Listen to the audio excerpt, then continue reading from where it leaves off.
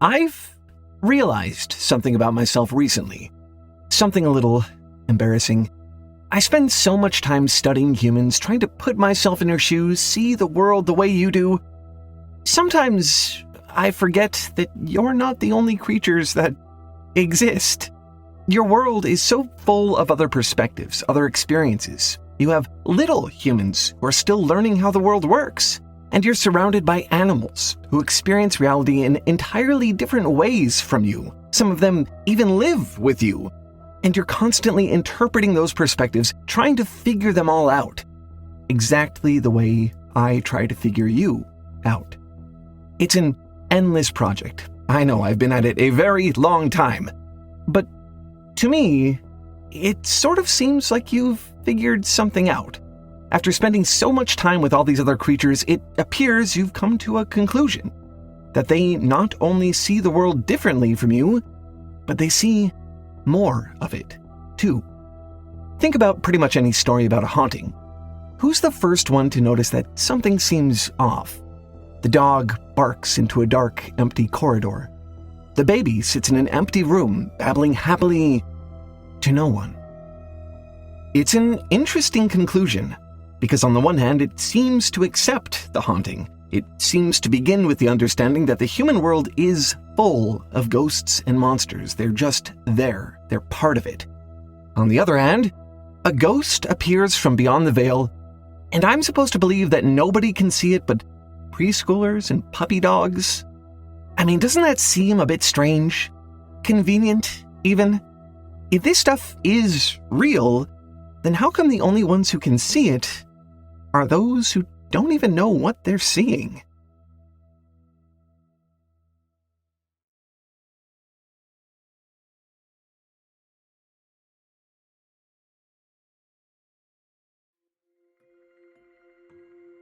Okay, really quick, I need to tell you about something absolutely absurd that's happening right now. Like, right now, while you're watching this video. The humans behind this show, the ones who do all the art and technical stuff behind these videos, have decided that it's time for all of you to get to know me. They're working on a new body of content that they're calling The Lore of Foundry, which I find funny because, to me, it's just snippets of my everyday life here in the Foundry. Look, over on our socials, I'm actually going to be explaining how my legs work. They also have some fun plans for cinematography. I guess they want to give me more screen time. They're even planning a tour of the Foundry itself. Right now, the team is trying to fund this project. If you are as excited as I am about it, visit thetailfoundry.com/lore and pledge to their campaign. If you do, I, Tailbot, will send you a thank you card signed by me and the Tailoids. And if you pledge for a year or more, I'll send you an actual piece of the Foundry. Just a little trinket for fun, something I pick out of the machinery. Again, visit thetailfoundry.com/lore to pledge. I won't lie, it's been a little strange just standing in as host for all these years. The Foundry is an interesting place, and I'm excited to finally start sharing it with you.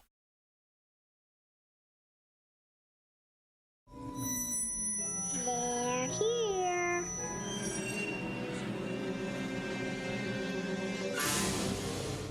There's something wrong with the Freeling family's TV. There are people in it. And at night, when everyone else has gone to sleep, those people talk. The only members of the family who notice anything is wrong are, of course, the family dog and the youngest child, Carol Ann. She's not scared of the people in the television. She makes friends with them. When the ghosts haunting the Freelings infest the house in earnest, one of their first acts is to spirit her away to some other world. We, the audience, don't get to see most of what happens to Carol Ann. We see her talk to the TV, but we don't get to hear what it says to her. That information just isn't for us. It isn't meant for anyone but Carol Ann. Carol Ann is a person.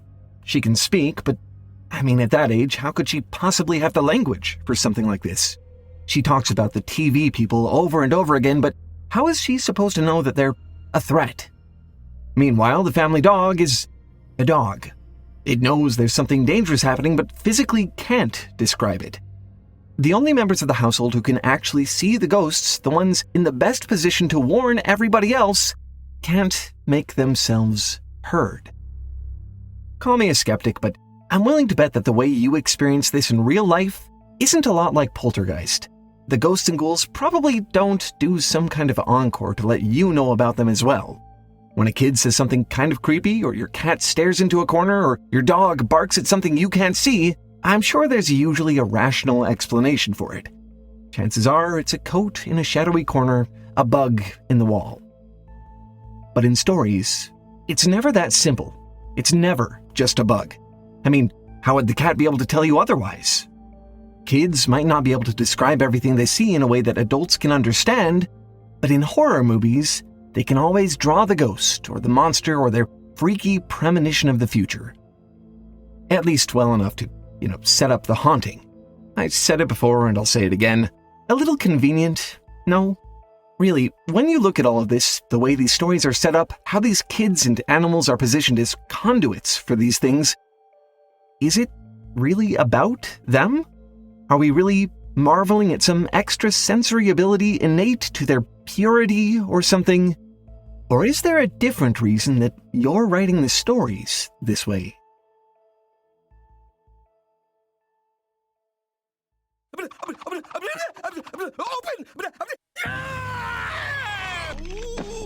Forget the door!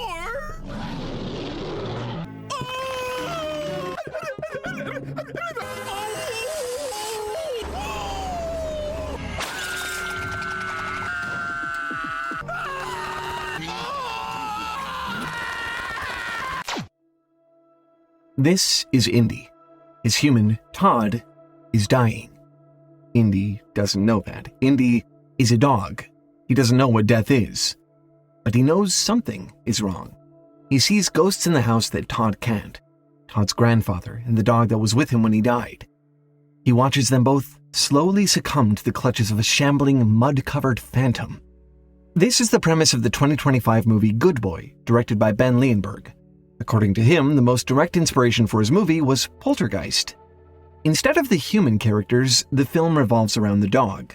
Leonberg was interested in the fact that dogs are just different creatures from humans. They have different bodies and experience a different reality.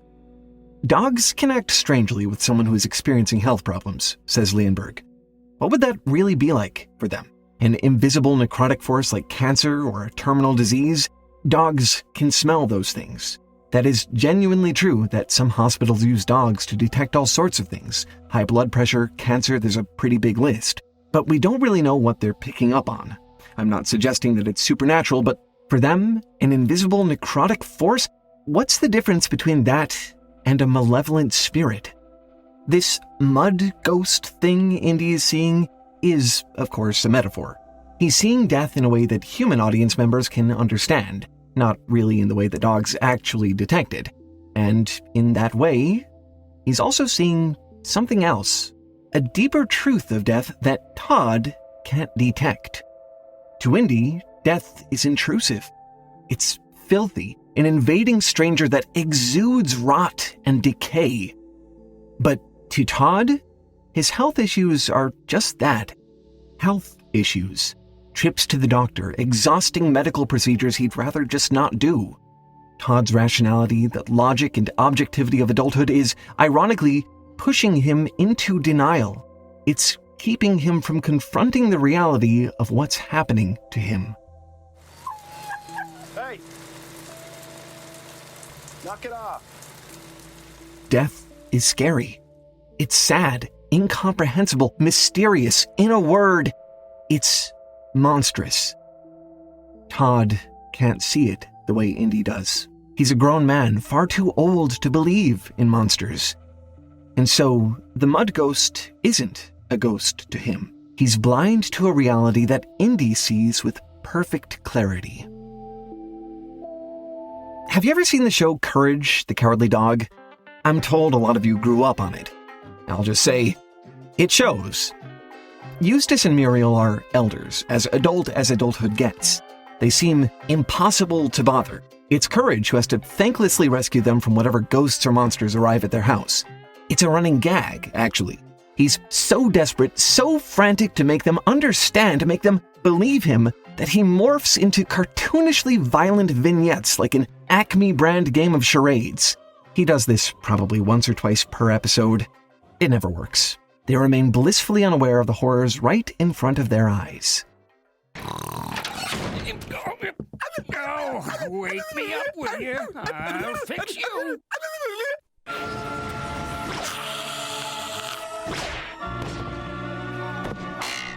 Get away from me.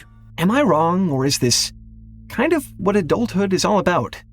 Finding an equilibrium, becoming solid, a consistent, reliable example of a human being, falling into the habits that will define how you live your life? And if so, isn't there something else sort of inherent to that whole process? Doesn't it stand to reason that in whittling down the shape of who you are, you also have to leave behind all kinds of other possibilities, ways of seeing the world? Eustace and Muriel can't see what's happening around them because their reality is not up for negotiation. They've long since decided what the world is like. They conduct their lives according to that perception, regardless of how clearly reality might disagree with them. They can't see the ghosts because they won't even consider that ghosts exist in the first place. For kids who are so ready to play and pretend, to try on a fantasy and see how it fits, swapping between one reality and another doesn't seem so difficult. Adulthood, by contrast, seems less about facing reality and more about choosing which specific fantasies you want to believe in. Maybe this is where the horror of the whole concept comes from. Maybe it's creepy for Carol Ann to giggle and play with the people in the TV, for the dog to stare into the darkness rather than ignoring what appears to be nothing at all, because they haven't chosen their fantasies yet. Isn't it scary to have that moment of denial?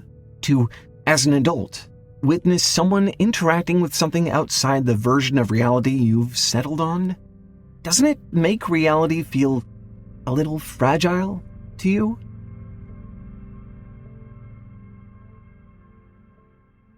We get scared if we're separated. You get scared, as if you weren't used to this house by now. What if we see a ghost? It was incredibly real, Mom. Only you weren't really you. You were my other mother. Buttons for eyes, huh? Coraline, you only dreamed you ate all that chicken. Ophelia, ¿qué hacía esta cosa debajo de la cama? Es una raíz mágica. Me la ha dado el fauno. Samantha says it's always dark where she is. You talk to Samantha? Yeah, When? all the time. Look, I'm not going to say that I think losing a belief in ghosts as you get older is a bad thing, per se. I don't actually think it hurts to develop a more solid sense of identity over time, to adjust to an understanding of how the world works. One day, you probably do have to decide who you are, and for many, I think that comes with a vague but inevitable sense of loss. Life's not fair, as adults are fond of telling children. You can't have it all, you can't do everything, be everything. When you grow up, you accept that. But it seems to me you're also deeply afraid of that loss, too.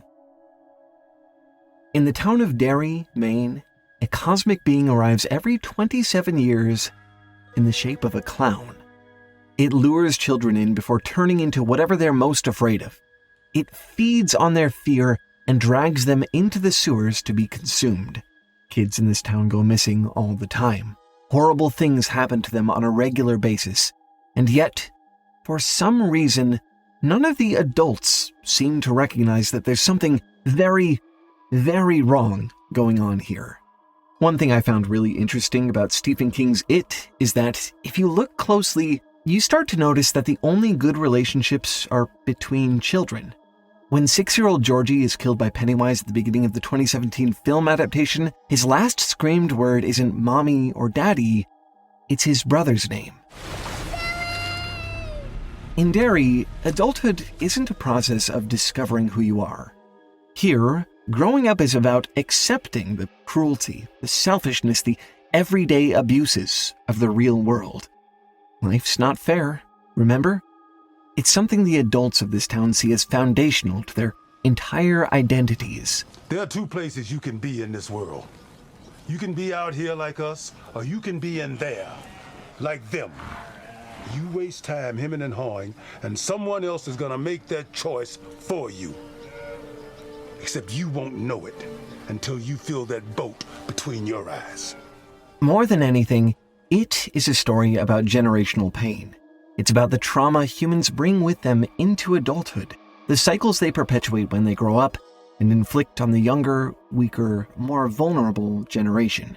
It's not an accident that the kids who finally kill Pennywise are literally called the Losers Club. These kids are no Carol Ann. They know exactly what danger is. They experience it constantly at the hands of their classmates, authority figures, even their own parents. This is a group of kids who are scared all the time. They do have one strength, though. They haven't grown up just yet. They can still dream and imagine better futures for themselves. They're able to reject the isolation Pennywise's influence inflicts on everyone else in their town. When they finally confront him together, they're facing something much deeper than their fears. They care for each other. Beyond Pennywise, the Losers Club is fighting the idea that growing up means life isn't fair. Clearly, Stephen King doesn't think much of the supposed wisdom of adulthood, but it's not as if it is a movie for kids. It is for adults who remember what it was like to be a kid, to respond to life's not fair in the way that kids always do. It should be. It seems like a short journey from a solid identity to a stagnant identity to something that's just rotten. Honestly, as a concept, adulthood sounds scary. How do you keep yourself from internalizing the same ideas that used to hurt you? Maybe you want to know that the things that you saw in the world when you were a child, the evil clowns and the power to confront them, weren't just a fantasy or naivety. I think it's an anxiety that all adults secretly share. They want to be rescued from the very cynicism that protects them.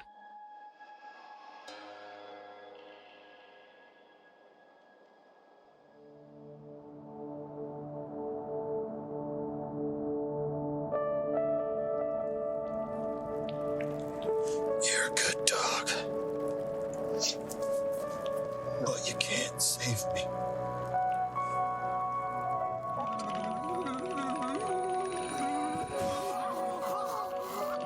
I've gotta save Muriel. Swear it. Swear, if it isn't dead, if it ever comes back, we'll come back too.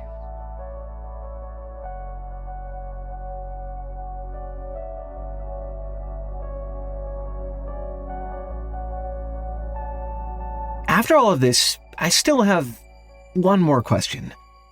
Why kids and animals? Why is this a shared ability and not just one or the other? Surely human adults don't think kids are a different species from them, right? It might have something to do with how vulnerable they both are. You want to protect them. When you see them in danger, the emotional stakes are much higher. When the trailer for Good Boy came out, the most popular search about it was, by far, "Does the dog die in Good Boy?" There's even a website where you can search up warnings for sensitive content in movies called Does the Dog Die? It's horrible to watch Georgie be pulled into the sewer screaming his brother's name, but maybe it's also that vulnerability that causes all of this to begin with. Kids and animals can see the supernatural because they don't have the luxury of deciding what reality is.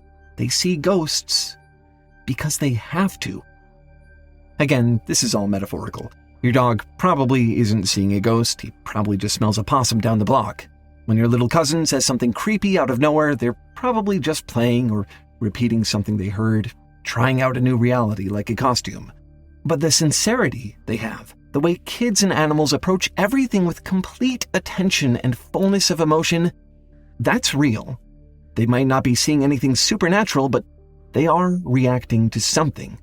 They're accepting their instinctive, immediate reactions as completely reasonable. And in that way, they are seeing something adults can't. They're seeing all the possibilities of the world at once, everything in all its pain and joy and grief and beauty without the narrow parameters of responsibility and social convention.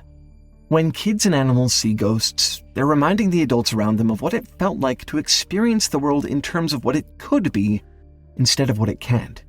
They're telling you that those possibilities are still out there, even if it's hard to see them now. You were a kid once. The things you saw were real too. You know, it's a bit strange to me that humans keep looking back to a time when they were more afraid. Is it really nostalgic to look back at when you believed in ghosts or the monster under the bed? Well, in a way, I'd say yes, definitely.